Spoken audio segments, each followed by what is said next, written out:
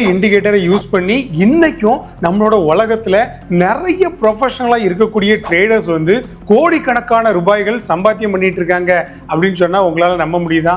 அந்த அளவுக்கு ரொம்ப ரொம்ப பெர்ஃபெக்ஷனா இருக்கக்கூடிய ஒரு இண்டிகேட்டர் தான். நீங்க ஒரு ட்ரேடரா இருந்தீங்க அப்படின்னா கண்டிப்பா இந்த ஒரு இண்டிகேட்டரை கேள்விப்படாம இருக்கவே முடியாது. அந்த அளவுக்கு ரொம்ப பிரபலமா இருக்கக்கூடிய ஒரு இண்டிகேட்டரை பத்தி தான் நம்ம இன்னைக்கான வீடியோல பார்க்க போறோம். இந்த இண்டிகேட்டரை நிறைய பேர் நிறைய வழிகளில் யூஸ் பண்ணலாம் அப்படின்னு சொல்லியிருந்தாலும் நாம ஒரு டிஃப்ரெண்டான வழிகளில் யூஸ் பண்ண போறோம்.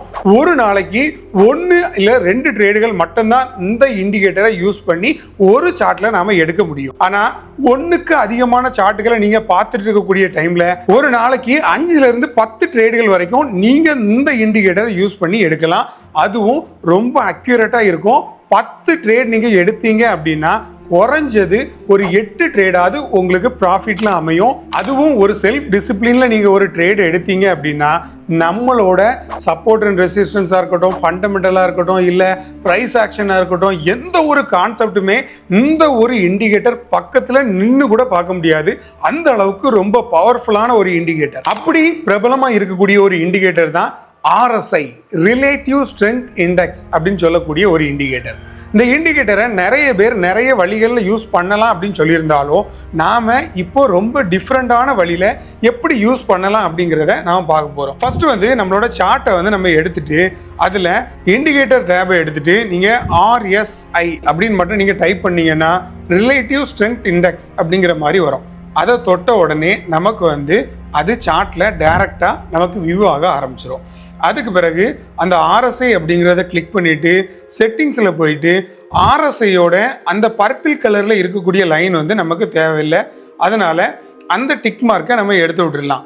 ரெண்டாவது RSIயோட அப்பர் பேண்ட் 70, அதை வந்து 80 மாற்றிக்கோங்க. ரெண்டாவது RSIயோட மிட் பேண்ட் வந்து 50 இருக்கட்டும்.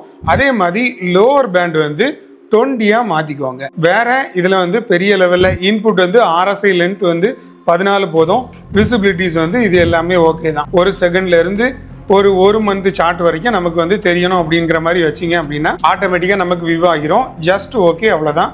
ஓகே கொடுத்தீங்க அப்படின்னா இண்டிகேட்டர் வந்து நமக்கு செட் ஆகியாச்சு.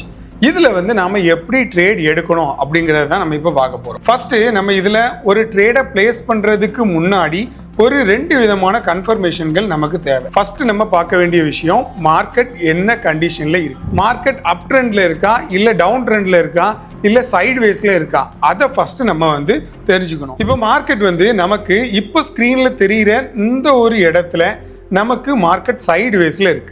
அப்போ சைடு வேஸ்ல இருந்துச்சு அப்படின்னா நம்ம இதில் ட்ரேடுகளை அவாய்ட் பண்ணுறது ரொம்ப நல்லது. அந்த சைடு வேஸ்ல இருக்கிறத எப்படி சார் கண்டுபிடிக்கலாம் அப்படின்னு கேட்டிங்கன்னா நல்ல கொஸ்டின். நமக்கு எப்போ நம்மளோட அந்த 200 EMA தொட்டுக்கிட்டே மார்க்கெட் போகுதோ அப்போ மார்க்கெட் சைடு வேஸ்ல இருக்கு அப்படிங்கிற மாதிரி அர்த்தம். எப்போ மார்க்கெட் அந்த 200 EMAக்கு கீழே வருதோ அப்போ மார்க்கெட் டவுன் ட்ரெண்டுக்கு சேஞ்ச் ஆகிட்டு அப்படிங்கிற மாதிரி அர்த்தம். இப்போ மார்க்கெட் ஒருவேளை நமக்கு டவுன் ட்ரெண்டுக்கு சேஞ்ச் ஆகிட்டு இப்போ இந்த இடத்துல மார்க்கெட் வந்து எல்லாத்தையுமே பிரேக் பண்ணி டவுன் ட்ரெண்டுக்கு சேஞ்ச் ஆகிட்டு, சேஞ்ச் ஆன உடனே நம்ம போய் ட்ரேட் எடுத்துடலாமா அப்படின்னு கேட்டிங்கன்னா எடுக்கக்கூடாது.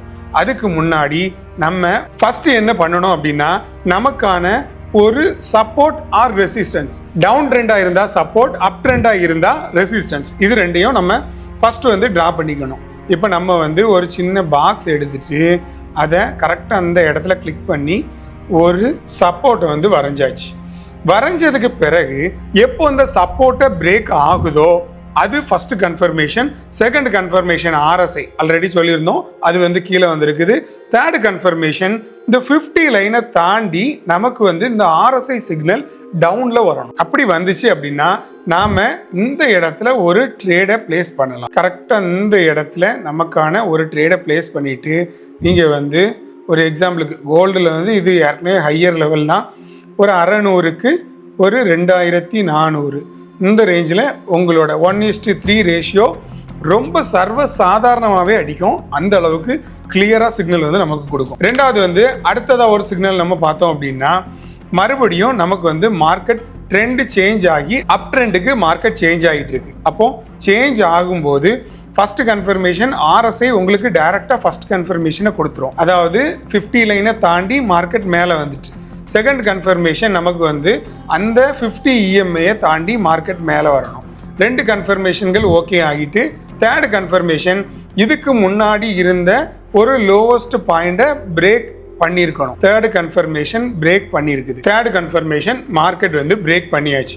பிரேக் பண்ணதுக்கு பிறகு அந்த இடத்துல உங்களுக்கான ஒரு பை ஆர்டரை நீங்கள் பிளேஸ் பண்ணிவிட்டு மறுபடியும் ஒரு 600 into 600 மேலே வந்து ஒரு 2400 1:3 ரேஷியோவில் வச்சிங்க அப்படின்னா மார்க்கெட் வந்து ஈஸியாக நம்மளோட டேக் ப்ராஃபிட் வந்து ஹிட் ஆயிரும். அடுத்தால இன்னொரு எக்ஸாம்பிள் நம்ம பார்த்தோம் அப்படின்னா மறுபடியும் இதில் வந்து இந்த இடத்துல மார்க்கெட் வந்து சைட்வேஸில் இருக்குது. அதனால இந்த இடத்துல நம்ம ட்ரேடை அவாய்ட் பண்ணுறது ரொம்ப நல்லது. ரெண்டாவதா சார் இப்படி நான் வந்து ஆல்ரெடி நீங்கள் 3 கன்ஃபர்மேஷன்கள் சொல்லி ட்ரேட் எடுக்கிறது எப்படி அப்படிங்கிறத சொல்லி தந்தீங்க. ஆனால் RSI யூஸ் பண்ணதுக்கு பிறகும் 3 கன்ஃபர்மேஷன் 4 கன்ஃபர்மேஷன் சொல்கிறீங்களே சார். ஆனால் அதை விட சிம்பிளாக இருக்கக்கூடிய ஒரு விஷயம், இந்த மாதிரி எந்த ஒரு கன்ஃபர்மேஷன்களுமே உங்களுக்கு தேவையில்லை.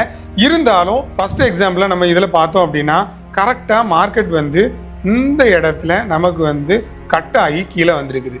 இந்த இடத்துலலாம் கட் ஆகி கீழே வரல, இந்த இடத்துல கட் ஆகி கீழே வந்திருக்குது. ஆல்ரெடி மார்க்கெட் வந்து இப்போ கரண்ட் ஸ்டேஜில் ரன் ஆகிட்டு தான் இருக்குது. அப்போது இந்த இடத்துல கட் ஆகி கீழே வரும்போது கரெக்டான அளவு எந்த இடத்துல வருது அப்படிங்கிறத நீங்கள் ஃபஸ்ட்டு நோட் பண்ணி பார்த்துட்டு அந்த இடத்துல உங்களுக்கான ஒரு செல் ஆர்டரை நீங்கள் வந்து பிளேஸ் பண்ணிடலாம். கிளியராக கட் ஆகி கீழே வந்தால் மட்டும்.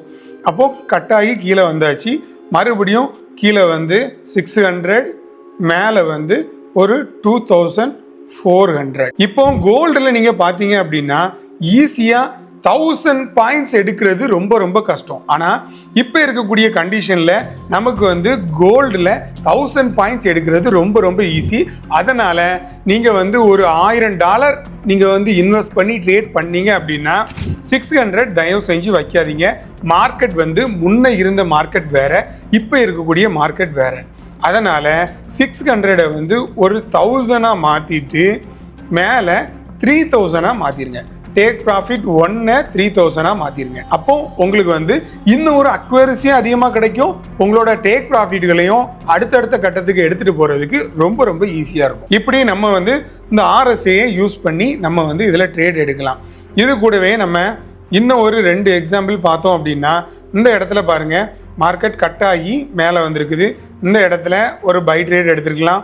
இந்த இடத்துல ஒரு செல் ட்ரேட் எடுத்தீங்க அப்படின்னா 1:1 ரேஷியோவில் உங்களுக்கான செல் ட்ரேடை நீங்கள் முடிச்சிருக்கலாம். அதே மாதிரி இதில் ஒரு 50 பாயிண்டில் இதில் கட் ஆகிருக்குது. இதில் 200 EMAக்கு மேலே இருக்கிறதுனால நீங்கள் இந்த இடத்துல செல் எடுக்காமல் அதை தவிர்த்திருக்கலாம். ரொம்ப ஈஸியாக இந்த ஒரு 2 இண்டிகேட்டரை யூஸ் பண்ணி நாம் எப்படி ட்ரேட் எடுக்கிறது அப்படிங்கிறதுக்கான ஒரு சின்ன நோட்டு குறித்து வச்சுக்கோங்க. நமக்கான மார்க்கெட் வந்து சிம்பிள் மூவிங் ஆவரேஜ் 200க்கு கீழே மார்க்கெட் இருக்குது. அதே டைம் RSI வந்து அந்த 50 லைனுக்கு கிராஸ் பண்ணி கீழே வருது அப்படின்னா கண்ணை மூடிட்டு செல் எடுத்துடலாம். அதே டைம் இதுக்கு ஆப்போசிட்டா சிம்பிள் மூவிங் ஆவரேஜ் 200க்கு மேலே மார்க்கெட் போயிட்டு இருக்கு. அதே மாதிரி நம்மளோட RSI 50 லைனை கட் பண்ணி மார்க்கெட் மேலே போகுது அப்படின்னா கண்ணை மூடிட்டு பை ஆர்டர் எடுத்துடலாம். இது ஒரு நாளைக்கு 2 இல்லைன்னா 3 டைம் இந்த மாதிரி மார்க்கெட்டில் வந்து நடக்கும். அந்த டைமில் நீங்கள் 1:3 ரேஷியோ 4 ரேஷியோ 5 ரேஷியோ வரைக்கும் உங்களோட ட்ரேடுகளை எடுத்து நீங்கள் ப்ராஃபிட் அடையலாம். இது கூடவே நம்மளோட ஹெல்ப் உங்களுக்கு தேவைப்படும். நீங்கள் நம்மகிட்ட நிறைய விஷயங்கள் தெரிஞ்சுக்கணும்னு நினச்சிங்கன்னா ஃபஸ்ட்டு விஷயம் மறக்காமல் நம்மளோட ரெஃபரல் கீழே ஜாயின் பண்ணிக்கோங்க. நிறைய விஷயங்கள் ஃப்யூச்சர்லேயும் சரி சார்ட்டை பற்றின விஷயங்களும் சரி எல்லாமே ரொம்ப எக்ஸ்க்ளூசிவாக நிறைய விஷயங்கள் ஃப்ரீயாகவே நீங்கள் தெரிஞ்சுக்கலாம். இது கூட சார் நான் இப்போ தான் சார் ஒரு பிகினராக இருக்கேன், எனக்கு வந்து இந்த ட்ரேடிங்கை பற்றி நிறைய விஷயங்கள் தெரியணும், எனக்கு A to Z எல்லா கைடன்ஸும் நீங்கள் சொல்லிக் கொடுங்க, ஆனால் நான் ஸ்கேமர்கிட்ட மாட்டாமல் இருக்கணும், என்னோட பணத்தை வச்சு நான் தான் ட்ரேட் பண்ணணும் அப்படிங்கிற ஒரு இன்ட்ரெஸ்ட்டில் இருந்தீங்கன்னா மறக்காமல் நம்மளோட பர்சனல் ட்ரைனிங்கில் ஜாயின் பண்ணிக்கோங்க. பர்சனல் ட்ரைனிங்னா ஏனோ தானே ட்ரைனிங் கிடையாது. A to Z நீங்கள் இருந்த இடத்துல இருந்தே டெய்லி ஒரு ½ an hour உங்களுக்காக எல்லா விஷயங்களுமே நான் சொல்லி தந்து ஸ்டெப் பை ஸ்டெப்பாக கைட் பண்ணி ஒரு 0 to ப்ரொஃபஷனல் ஆகிறது எப்படி அப்படிங்கிறதுக்கான எல்லா ஸ்டெப்புகளுமே ஒரு ஸ்பெஷல் கோர்ஸாக நாங்கள் ரெடி பண்ணி வச்சிருக்கிறோம். யார் யாருக்கெல்லாம் தேவையோ மறக்காம லிங்கை தொட்டு பர்ச்சேஸ் பண்ணிக்கோங்க.